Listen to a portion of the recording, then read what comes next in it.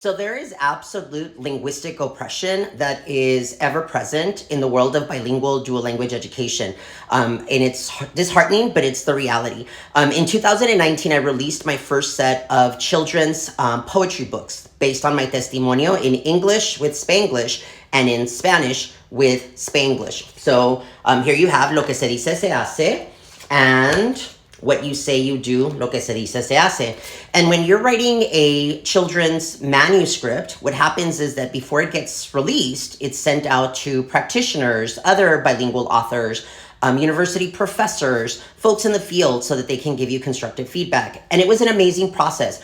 My editor and I took that feedback and we embedded it into the final product, and it was so very helpful. And I'm going to choose my words carefully here. I'm going to use they, them, folks, instead of he, she, so that it can remain a little bit blurry in terms about the chisme that I'm going to share. But there were folks that offered their feedback.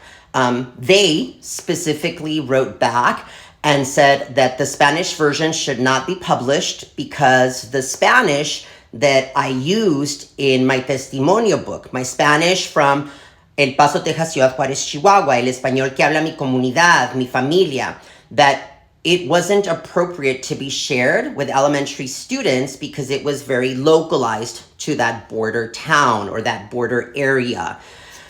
Interestingly enough, they, in the field of dual language bilingual education, sell bilingual books and resources to the schools and the students and the community that I represent.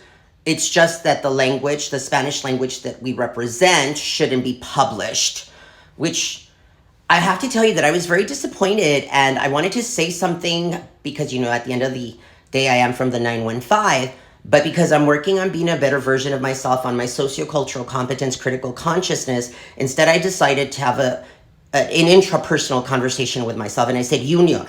That's what I call myself when I speak with myself, because that's what mama and my papa call me, Junior. Don't argue. Just prove them wrong.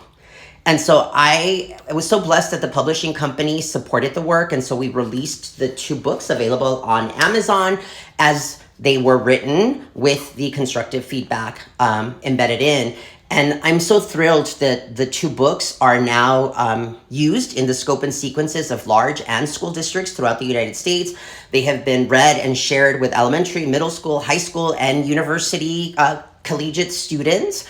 They've been used all over Europe, in Latin America, in Asia, even in non-dual language programs and in programs who don't language the Spanish language. But because there is a universal connection in not actually languaging the language of power when we enter school, then there's that thread that connects us all. And so I know that you're wondering, so what do you do, Jose, when you see these folks, them? I see them at conferences often, and I exchange pleasantries, but there is a little bit of comfort because I know that they know that I know that they are linguistic oppressors, but dressed in linguistic liberation clothing that is fake. And I know that I shouldn't feel that way, but I'm human. And so knowing that they know that I know that gives me comfort. Adios.